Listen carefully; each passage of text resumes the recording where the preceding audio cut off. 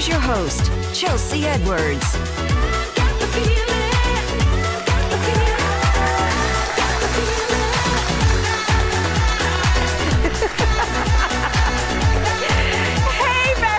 Welcome to another episode of Chattin with Chelsea. I'm your Daytime Bestie, Chelsea Edwards.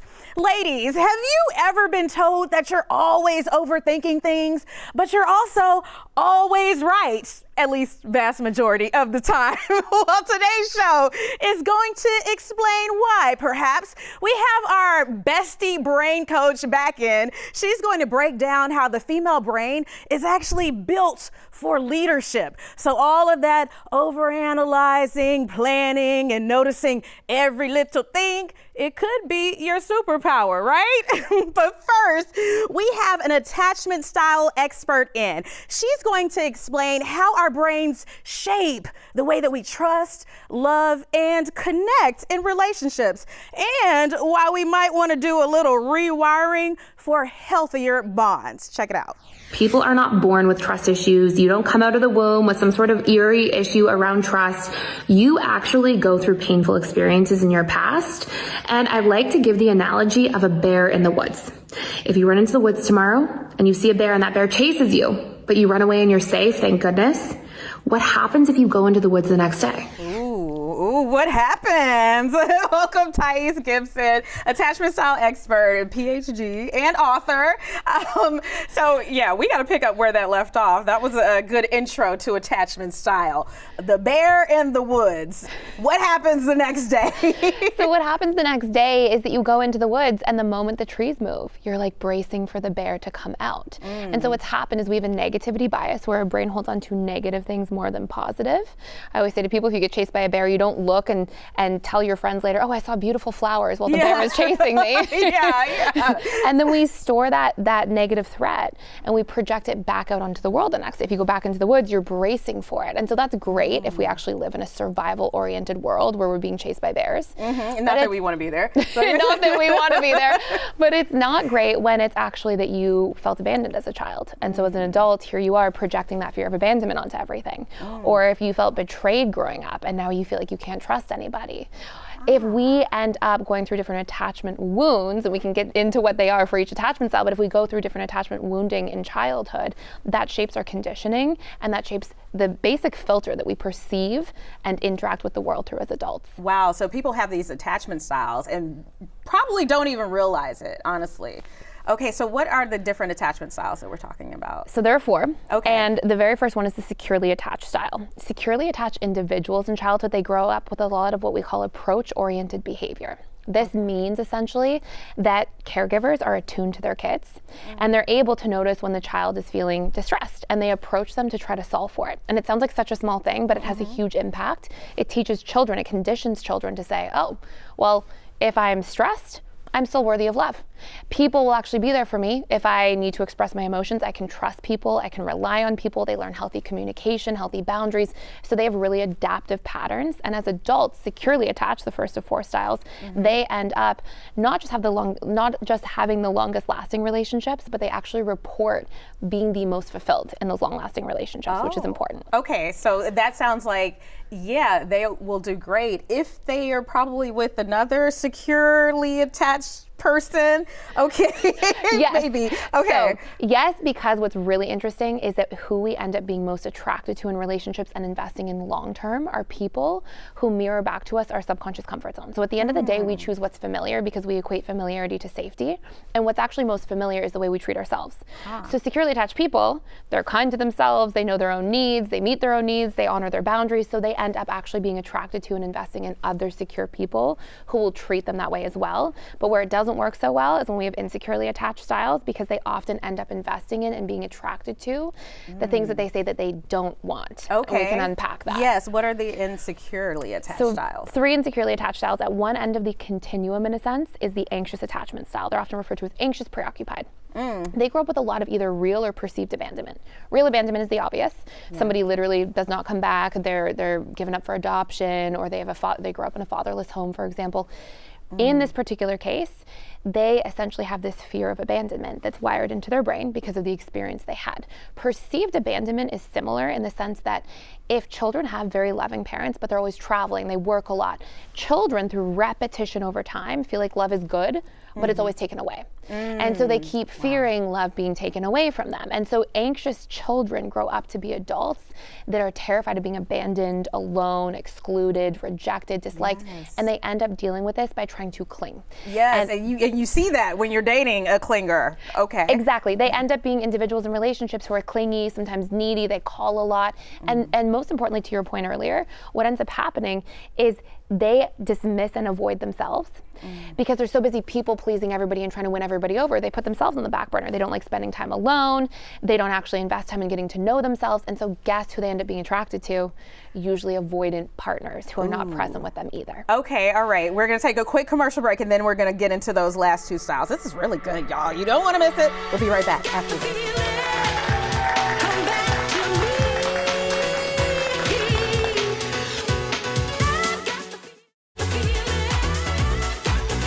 Maybe you've heard of attachment styles and how they can affect your relationships. Well, we are breaking them down with Thais Gibson. So we've done the secure attachment style and the anxious. What's the next one? So the next one is basically the opposite of the anxious in many ways. They're sort of at the other end of the continuum, and they're called the dismissive avoidant. Oh, aloof. Yes, yes, that's the one. And they usually grow up with more childhood emotional neglect that often flies under the radar. And so as a result of this, they're scared to express their emotions to people, and they're scared to feel vulnerable in relationship dynamics. So they grow up thinking it's actually shameful, or they're broken if they're too emotional or too sensitive or too available. And they basically cope with feeling not attuned to growing up by becoming hyper independent. They're like, I don't want to be in a position where I yearn for that attunement and that closeness, but my parents can't give it to me.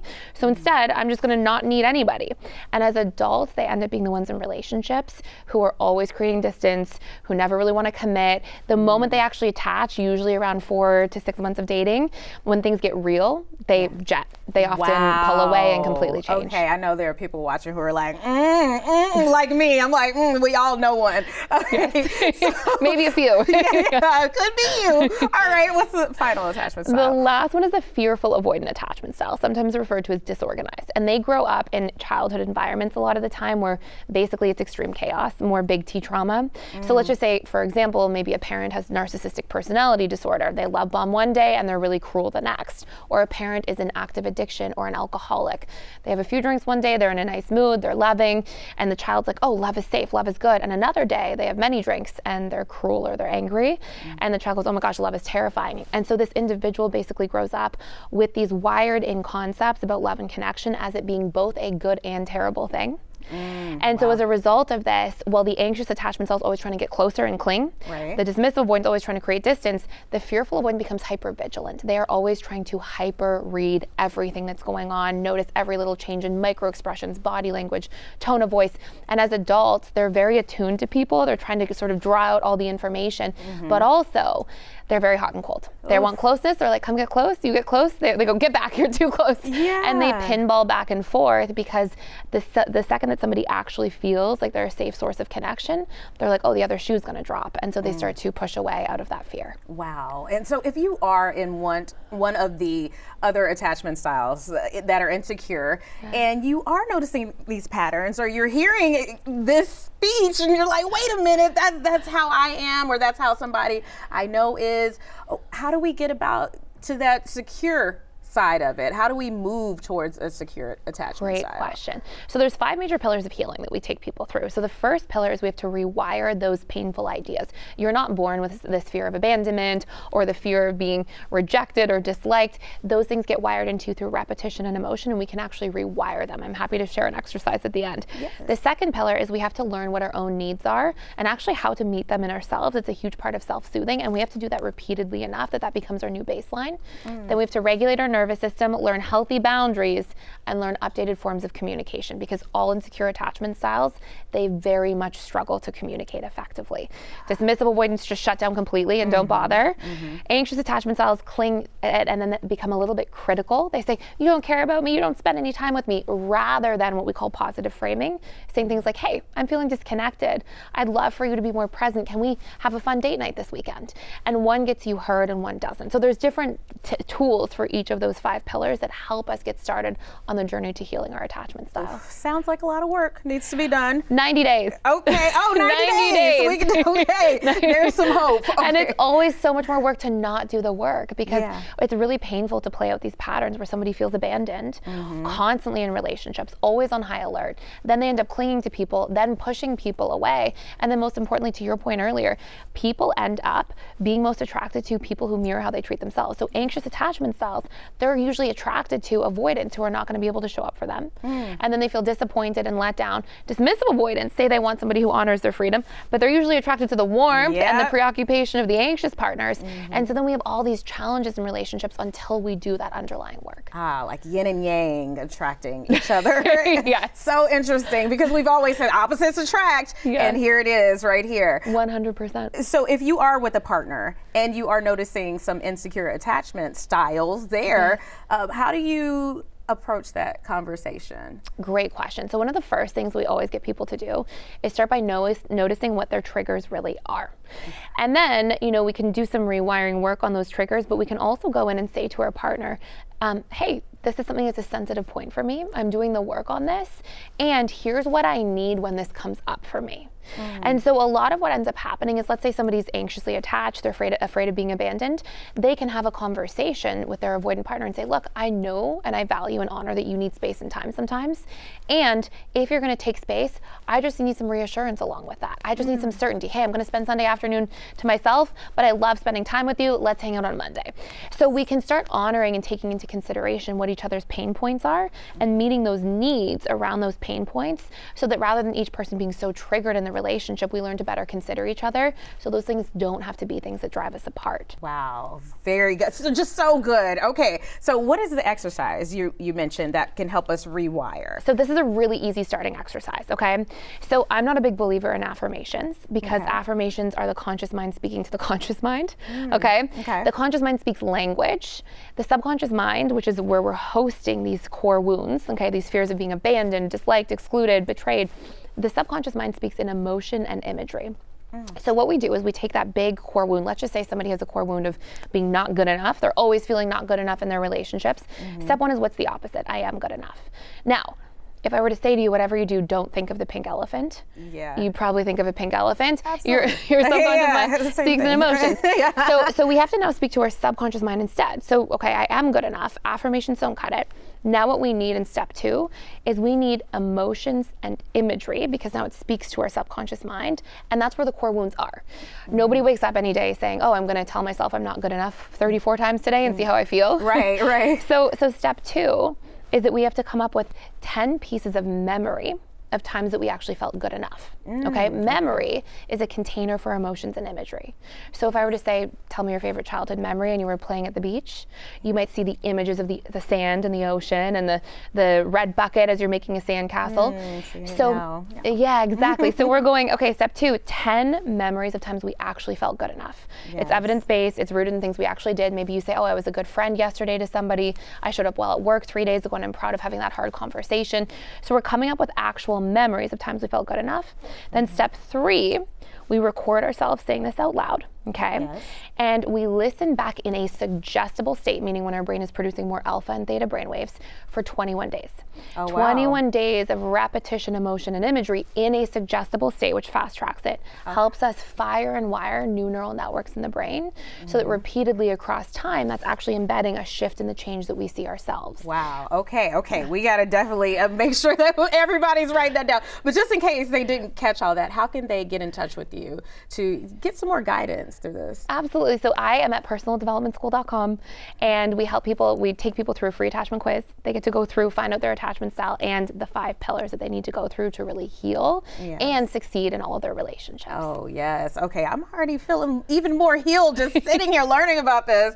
All right, thank you so much. You guys are going to take a quick commercial break, and we'll be back with why you ladies, your brain is made for leadership after this. Thank you so much.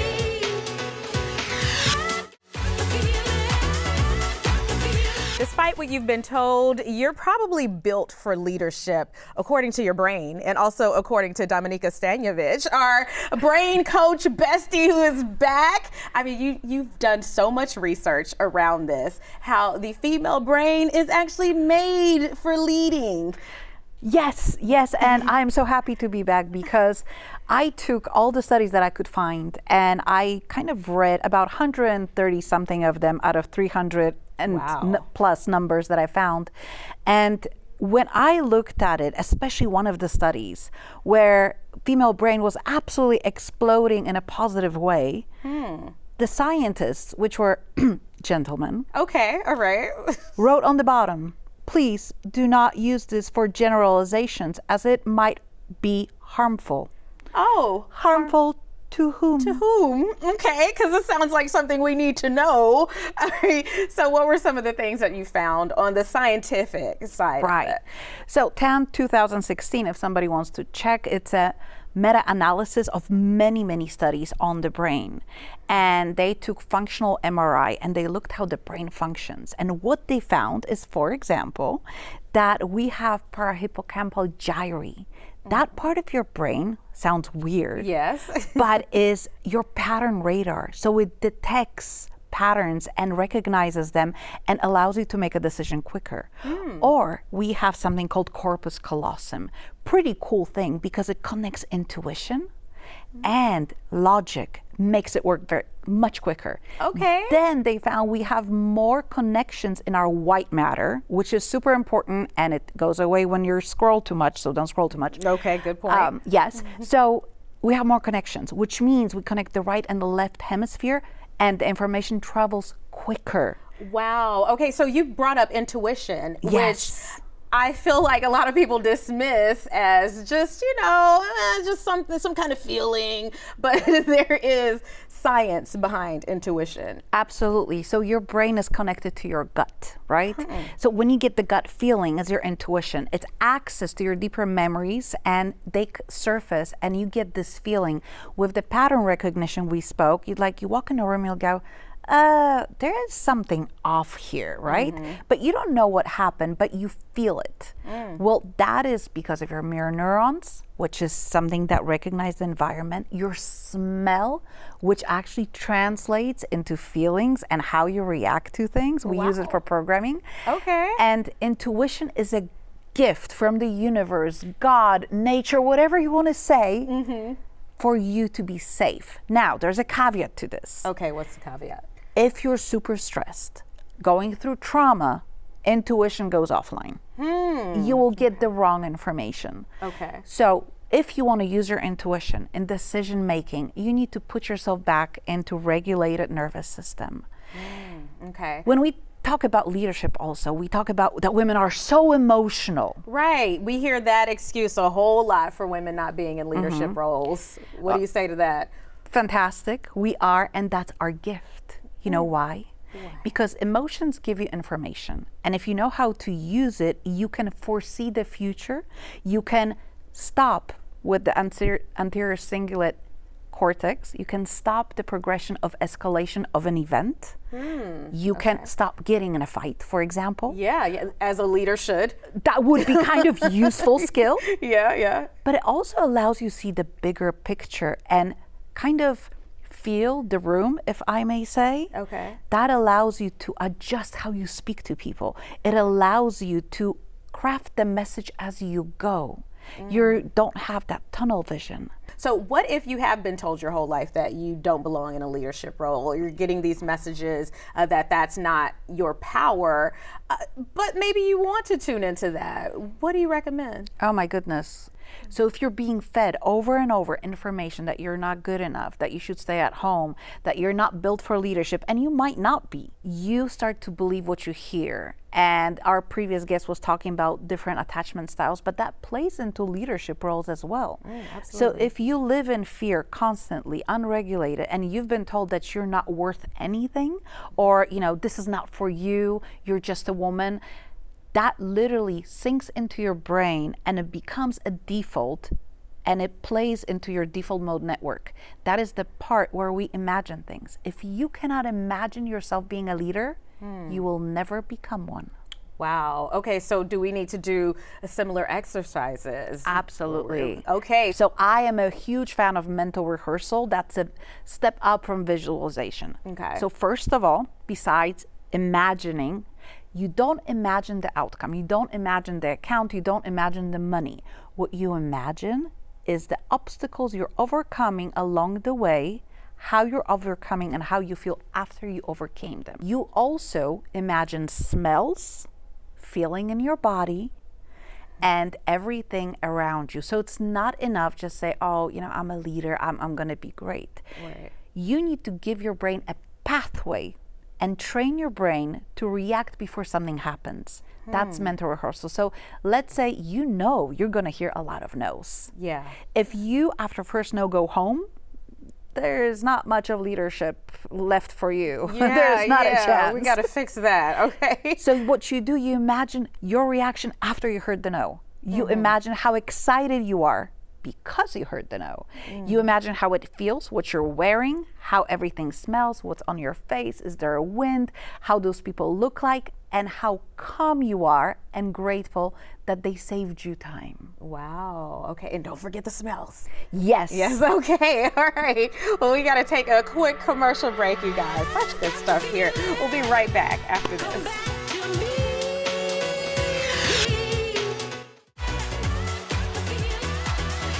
I've been learning so much. I hate that we've run out of time. But Dominica, where can people get more exercises from you to do that rewiring as well? Absolutely. You can always find me on all the socials at Your Brain Coach D. Excellent. Okay, look at us having better relationships and being leaders. All right, guys, subscribe to our YouTube, Chattin with Chelsea. Keep up with us on social at Chelsea Show Fox, and we'll see you on the next Chattin with Chelsea, besties.